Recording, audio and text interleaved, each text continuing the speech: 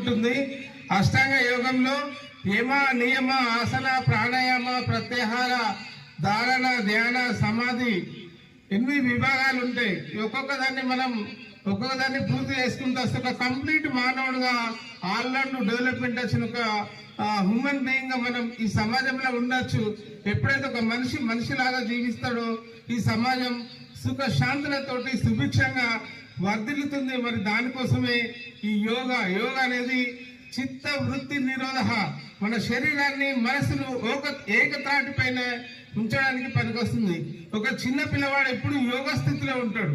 మనం చూసినట్టయితే ఒక గోడ మీదకి వెళ్ళి పోతుంటే నేను పడిపోతాననే భయం ఉండదు. పడిపోయినా కూడా లేచి మళ్ళీ నడవగలిగే పరిస్థితిలో ఉంటాడు. అదే మనం పడిపోతే మళ్ళీ లేవలేము.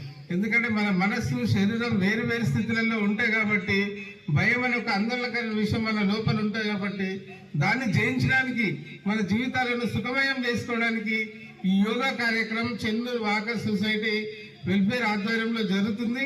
మరి దీనికి మనకు కొన్ని రోజుల నుంచి శిక్షణ ఇస్తే మనలా ఈ విధంగా ముందుకు నడుపుతున్న ఆయుష్ విభాగం గురూజీలు ముర్ల మధుకర్ గారు, గాది రజిత గారు, వీరందరూ కూడా కృతజ్ఞతలు తెలియజేసుకుంటూ ఈ కార్యక్రమాన్ని ఇంతవరకు ఆర్గనైజ్ చేసిన మా గురువు గారు రామేశ్వరికి కృతజ్ఞతలు తెలియజేసుకుంటూ ముఖ్య అతిథి